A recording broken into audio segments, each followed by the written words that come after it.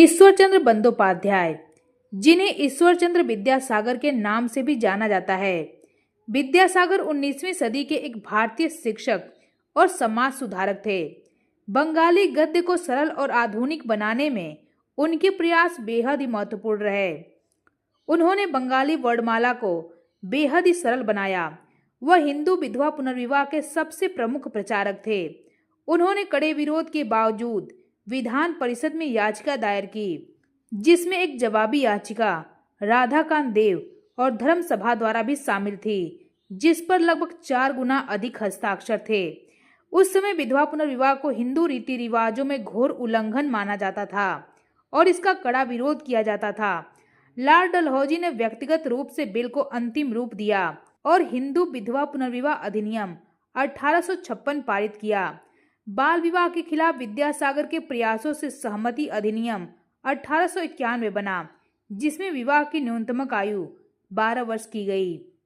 सोम प्रकाश साप्ताहिक समाचार पत्र की शुरुआत 15 नवंबर 1858 को द्वारिकानाथ विद्याभूषण ने की थी, लेकिन मूल योजना ईश्वरचंद्र विद्यासागर द्वारा ही बनाई गई थी, जो संपादकीय मामलों में द्वारिकानाथ को सलाह देते थे।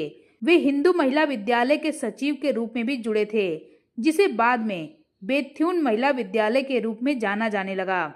उन्होंने संस्कृत और दर्शन शास्त्र के स्नातक अध्ययन में इतनी उत्कृष्टता हासिल कर लिया कि कलकत्ता में संस्कृत कॉलेज, जहां से उन्होंने अध्ययन किया, उन्हें विद्यासागर यानी कि ज्ञान के सागर की सम्मानजनक उपाधि से सम्मानित किया गया।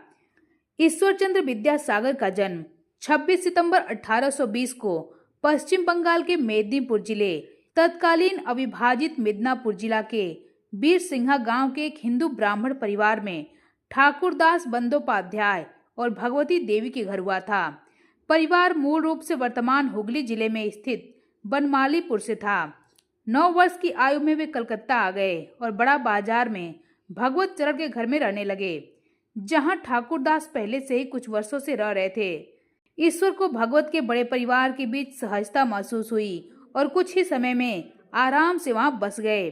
भगवत की सबसे छोटी बेटी राय मोनी की ईश्वर के प्रति मातृत्व और स्नेह की भावनाओं ने उन्हें गहराई से छुआ और महिलाओं के उत्थान की दिशा में उनके बाद के क्रांतिकारी कार्यों पर इसका गहरा प्रभाव पड़ने लगा। उन्होंने महिला शिक्षा के कारण की वकालत शुरू कर दी। ज्ञान के लिए उनकी खोज इतनी तीव्र थी कि वह एक स्ट्रीट लाइट के नीचे पढ़ाई करते थे, क्योंकि उनके लिए घर पर गैस लैंप का खर्च उठाना संभव नहीं था। उन्हें अपने शैक्षणिक प्रदर्शन के लिए कई छात्रवृत्तियों से पुरस्कृत किया गया था। खुद को और परिवार को समर्थन करने के लिए ईश्वरचंद्र ने जोरासांको में पढ़ाने की अंशकालिक नौकरी भी की। ईश्वरचंद्र ने कलकत्ता के संस्कृत कॉलेज में प्रवेश लिया और वहां 12 वर्षों तक अध्ययन किया। 1841 में संस्कृत व्याकरण, साहित्य, द्वंद्ववाद, वेदांत, स्मृति और खगोल विज्ञान में योग्यता प्राप्त करके स्नातक की उपाधि प्राप्त की। जैसा कि तब प्रथा थी, ईश्वरचंद्र ने 14 वर्ष की आयु में विवाह किया। उनकी पत्नी का नाम दीनमयी देवी था। नारायण चंद बंदोपाध्याय उनके इकलौते पुत्र थे। उन्होंने अपने इकलौते पुत्र का विवाह भी एक विधवा से ही करवाया था। साल 1839 में ईश्वरचंद्र विद्यासागर ने संस्कृत कानून की परीक्षा सफलतापूर्वक उत्तीर्ण की। वर्ष 1841 में 21 वर्ष की आयु में ईश्वरचंद्र फोर्ट विलियम कॉलेज में संस्कृत विभाग के प्रमुख के रूप में शामिल हो गए। 5 साल बाद यानी कि 1846 में विद्यासागर ने फोर्ट विलियम कॉलेज छोड़ दिया और संस्कृत कॉलेज में सहायक सचिव के पद पर शामिल हो गए।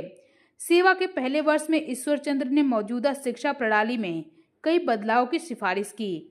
इसका परिणाम यह निकला कि इस रिपोर्ट के बाद ईश्वरचंद्र और कॉलेज सचिव रसोमय दत्ता के बीच गंभीर विवाद शुरू हो गया।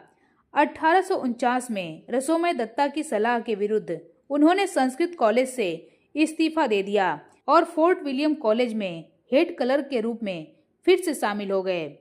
विद्यासागर ने भारत में महिलाओं की स्थिति को बेहतर बनाने के लिए अब काम करना शुरू कर दिया, खास तौर पर अपने गृह राज्य बंगाल में। विद्यासागर ने बाल विवाह और पुरुषों द्वारा कई महिलाओं से शादी करने की प्रथा यानी कि बहुविवाह के खिलाफ लड़ाई लड़नी शुरू कर दी। वहीं बहुविवाह और विधवा होने के बाद घर वालों के दुर्व्यवहार के कारण इनमें से कई ऐसी लड़कियां थीं जो भाग जाती थी और अपना पेट पालने के लिए वेश्यावृत्ति में लग जाती थीं। विडंबना यह थी कि शहर की आर्थिक समृद्धि और शानदार जीवन शैली ने इनमें से कई के लिए समाज की स्वीकृति से बाहर निकलकर सफल कैरियर बनाना संभव बना दिया और वे डेमी मॉन्ड में आ गई। 1853 में यह अनुमान लगाया गया था कि कलकत्ता में 12,700 वेश्याएं और सार्वजनिक महिलाएं थीं। कई विधवाओं को अपने सिर मुड़वाने पड़ते थे और सफेद साड़ी पहननी पड़ती थी। माना जाता है कि पुरुषों का ध्यान आकर्षित न हो, इसके लिए वह एक दयनीय जीवन जी रही थी, जिसे देख विद्यासागर ने सोचा कि यह अनुचित है और उन्होंने बदलाव की मांग शुरू कर दी। 1854 के वुड प्रेसड, यानी इसे भारतीय शिक्षा का मैग्ना कार्टा के नाम से भी जाना जाता है, इसने जन शिक्षा के प्रति एक नई नीति अपनाई। अब तक शिक्षा के लिए आधिकारिक ध्यान केवल आबादी के उच्च वर्गों तक ही सीमित था, लेकिन डाउनवर्ड फिल्ट्रेशन थ्योरी नाम से मशहूर इस सिद्धांत का तात्पर्य यह था कि शिक्षा हमेशा समाज के उच्च वर्गों से आम जनता तक पहुंचती है। जिसके बाद 1859 में सरकार की शिक्षा नीति ने निचले तबके के बीच स्थानीय भाषा में प्राथमिक शिक्षा के प्रसार पर जोर दिया। इस पर विद्यासागर ने 29 सितंबर 1859 को बंगाल के lieutenant governor John Peter grant को एक पत्र लिखा, जिसमें उन्होंने अपनी धारणा को रेखांकित किया और कहा, ऐसा लगता है कि यहाँ और इंग्लैंड दोनों जगह यह धारणा बन गई है कि उच्च वर्गों की शिक्षा के लिए पर्याप्त काम हो चुका है और अब ध्यान आम जनता की शिक्षा की ओर लगाया जाना चाहिए। हालांकि इस मामले की जांच से स्थिति बिल्कुल अलग ही दिखेगी।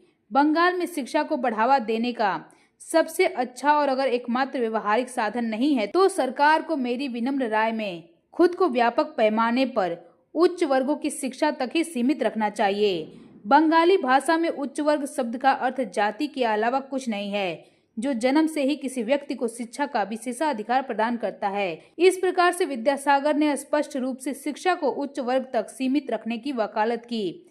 विद्यासागर अपने दृष्टिकोण में उदार थे, भले ही उनका जन्म एक रूढ़िवादी हिंदू ब्राह्मण परिवार में हुआ था। इसके अलावा वे उच्च शिक्षित थे और प्राच्य विचारों से भी प्रभावित थे।